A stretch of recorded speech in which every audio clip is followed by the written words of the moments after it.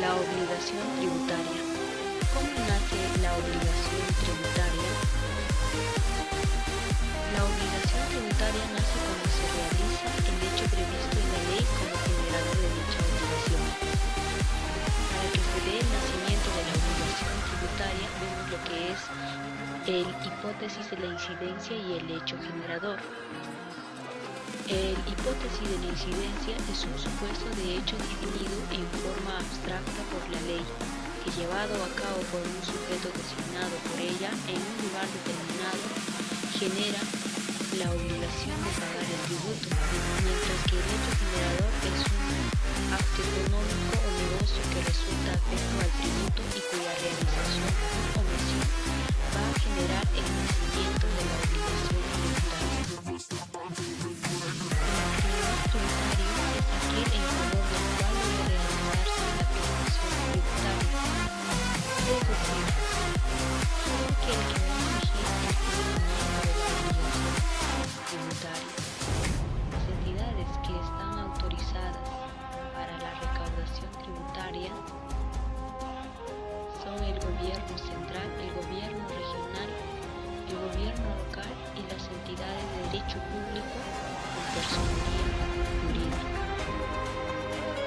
El deudor tributario.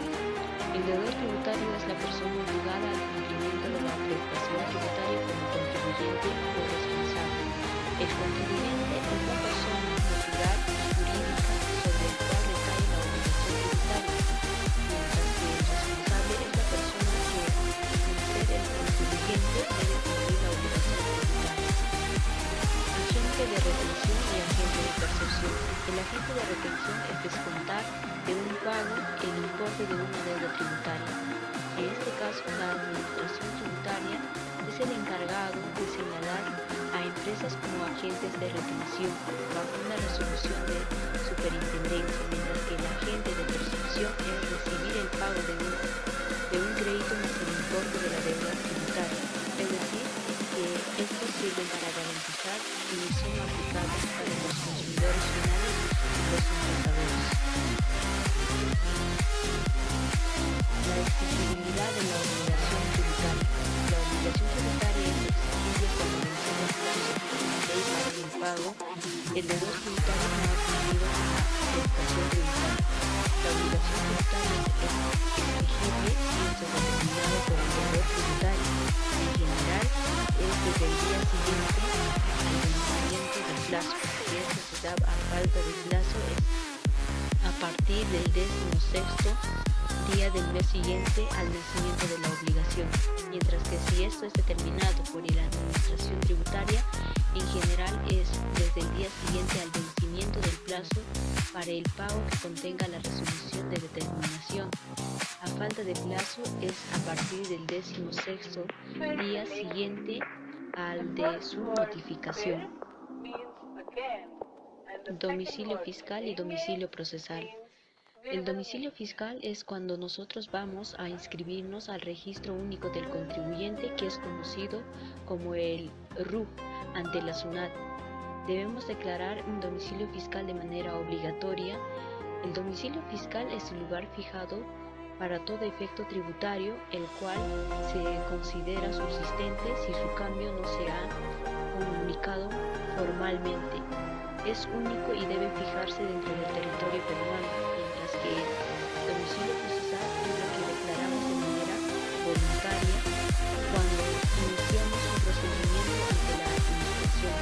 Por ejemplo, cuando presentamos una reclamación o una solicitud de devolución.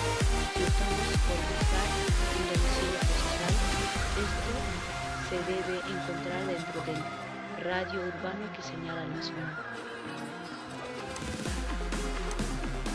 Cuando vamos a inscribirnos en el Registro Único de Contribuyentes RUC ante la SUNAT, debemos declarar un domicilio fiscal de manera obligatoria.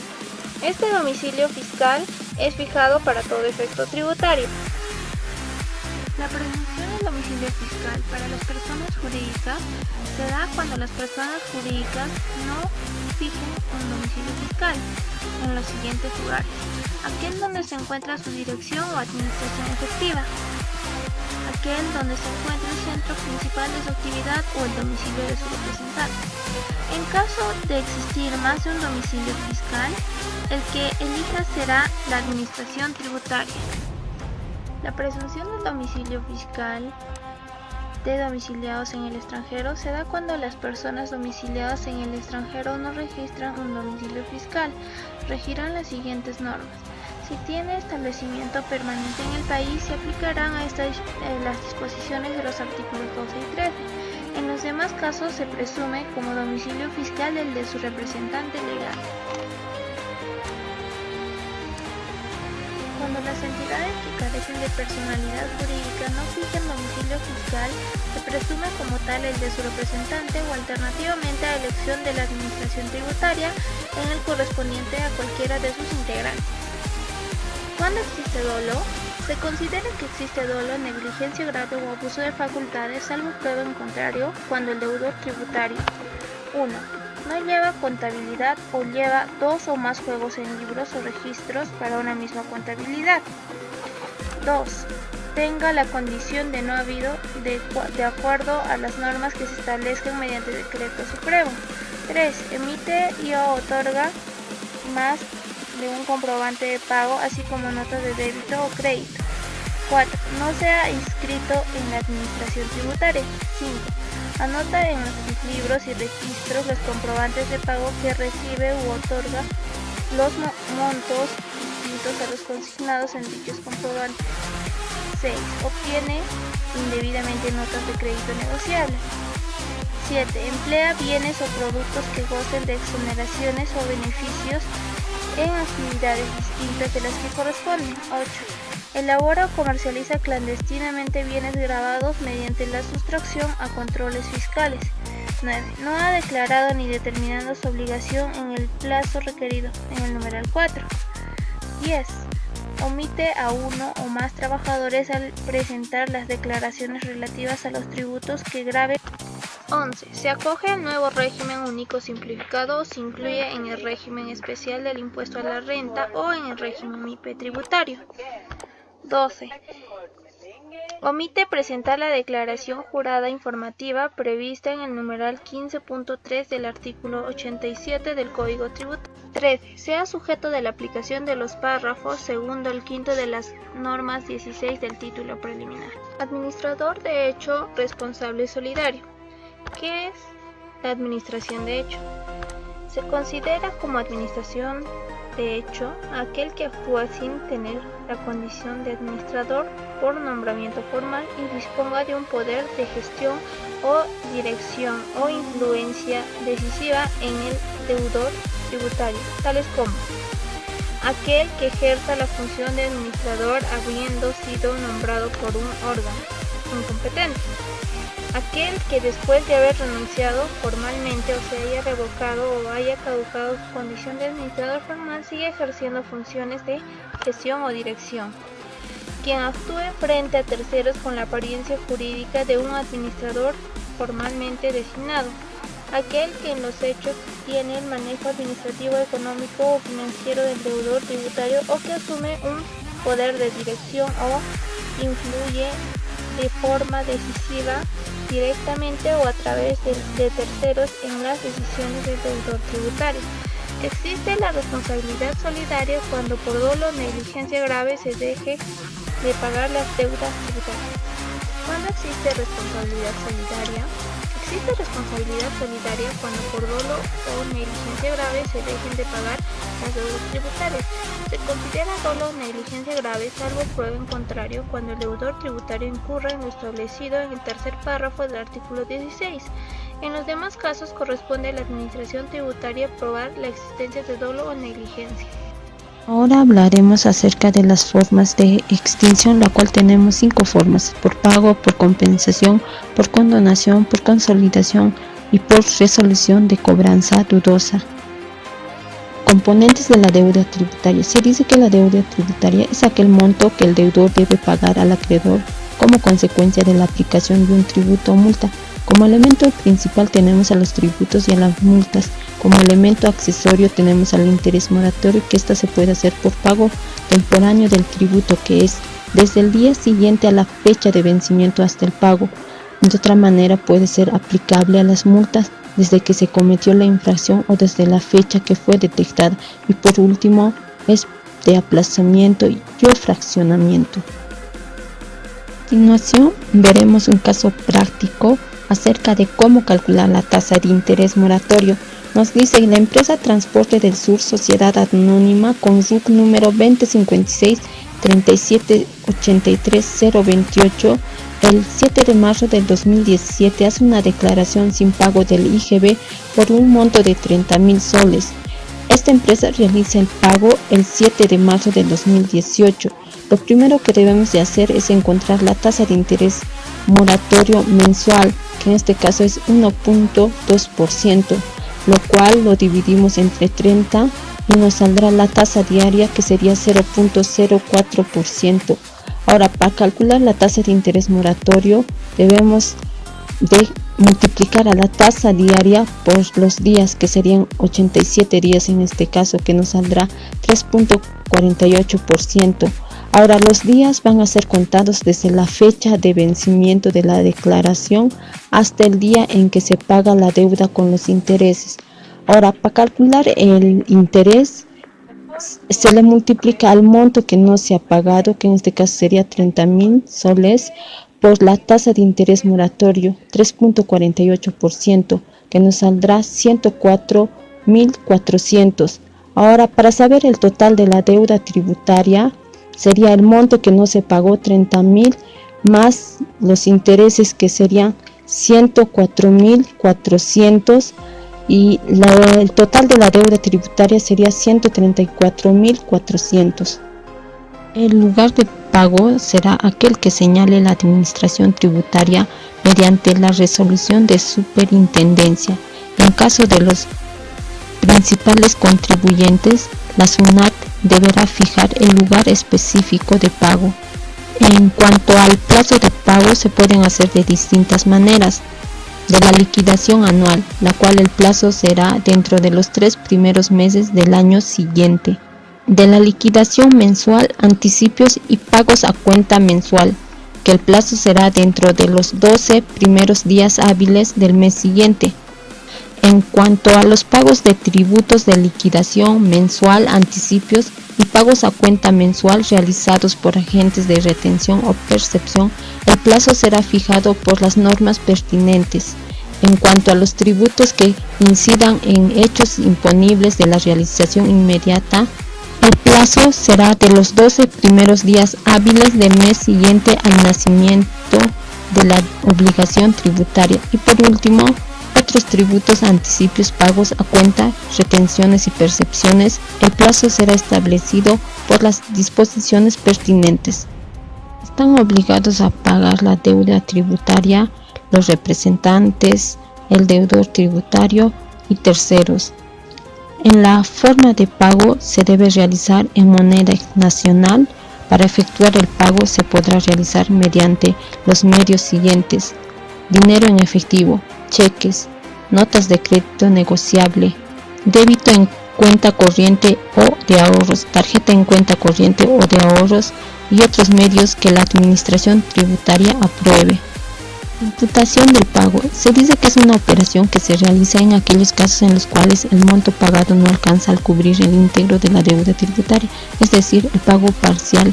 Existen dos formas de aplicación del pago parcial: la primera al interés, la segunda al tributo o multa.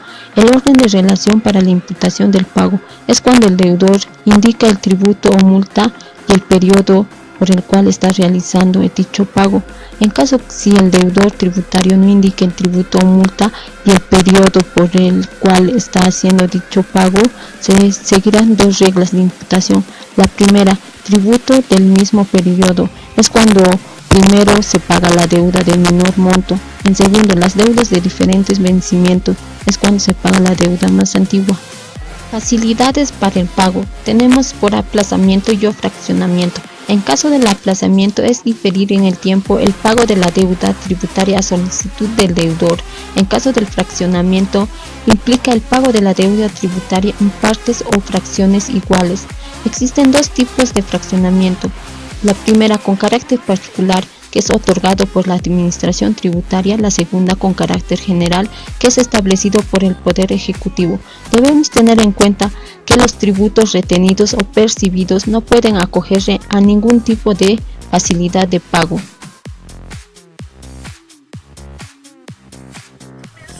Obligación de aceptar el pago.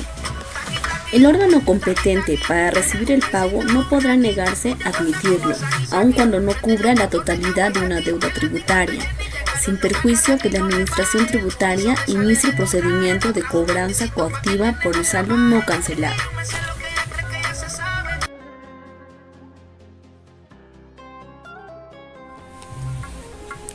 Devoluciones de pagos indebidos o en exceso. Las devoluciones de pagos realizados indebidamente o en exceso se efectuarán en moneda nacional, agregándoles un interés fijado por la Administración Tributaria en el periodo comprendido entre el día siguiente a la fecha de pago y la fecha en que ponga a disposición del solicitante de la devolución respectiva, de conformidad con los siguientes: cuando resulte como consecuencia de cualquier documento emitido por la Administración Tributaria, a través del cual se va a exigir el pago de una deuda tributaria. Se aplicará la tasa de interés moratoria. También se dice cuando no se encuentra comprendido en el supuesto señalado en el literal A. La tasa de interés no podrá ser inferior a la tasa pasiva del mercado promedio para operaciones en moneda nacional, publicada por la Superintendencia de Bancas, Seguros y Administración Privada de Fondos de Pensiones, el último día hábil del año anterior multiplicado por el factor 1,20.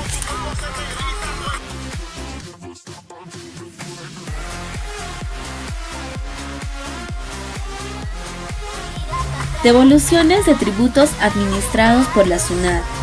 Tratándose de tributos administrados por la Superintendencia Nacional de Administración Tributaria, vamos a tocar 3 puntos.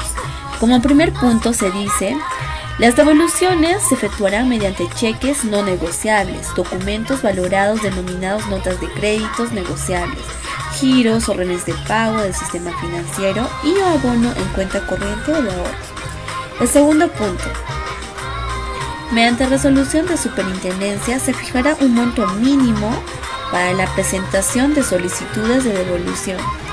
Tratándose de montos menores al fijado, la SUNAT podrá compensarlos de oficio o a solicitud de parte de acuerdo a lo establecido en el artículo 40.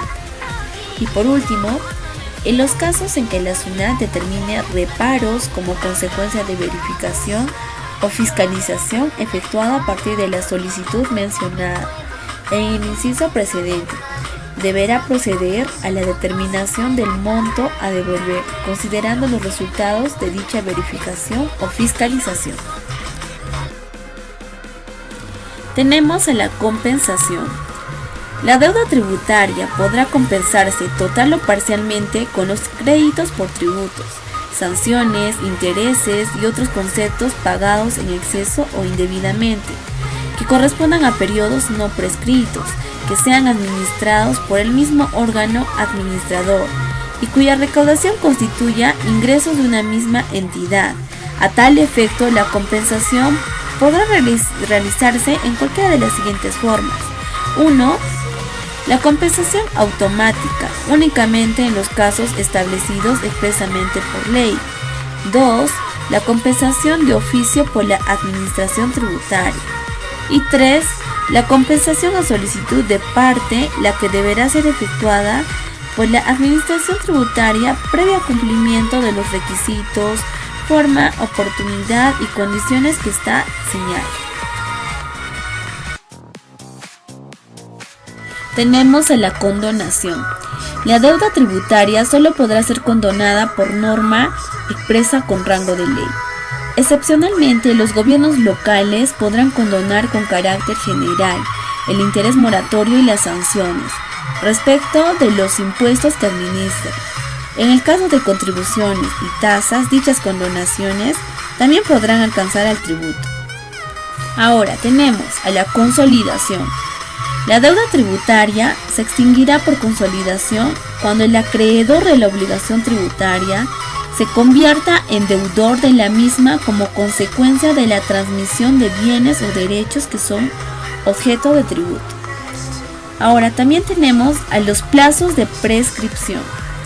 La acción de la Administración Tributaria para determinar la obligación tributaria, así como la acción para exigir su pago y aplicación de las sanciones, prescribe a los 4 años y a los 6 años para quienes no hayan presentado la declaración respectiva.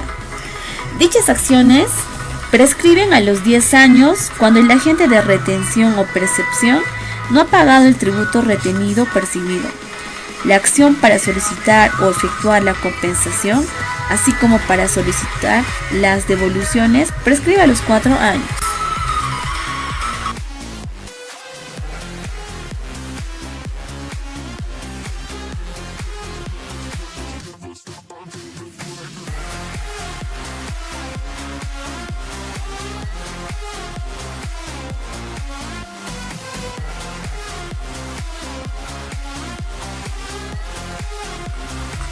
Cómputo de los plazos de prescripción. El término prescriptorio se computará del 1 de enero del año siguiente, cuando venza el plazo para la presentación de la declaración anual respectiva, cuando, respecto a los tributos, deban ser determinados por el deudor tributario, no comprendidos en el inciso anterior, y de los pagos a cuenta del impuesto a la renta.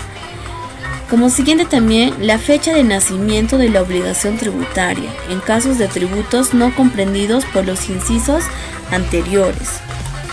También cuando cometió la infracción o cuando no sea posible establecerla a la fecha en que la Administración Tributaria detectó la infracción. A la fecha en que se efectuó el pago indebido, en exceso o indebino en tal. Tratándose de acciones que se refiere el último párrafo del artículo anterior. En otro tenemos la fecha en que nace el crédito por tributos, cuya devolución se tiene derecho a solicitar, tratándose de originadas por conceptos distintos a los pagos en excesos o indebidos. Y por último, desde el día siguiente de realizar la notificación de las resoluciones de determinación o de multa, tratándose de la acción de administración tributaria para exigir el pago de la deuda contenida en ellas.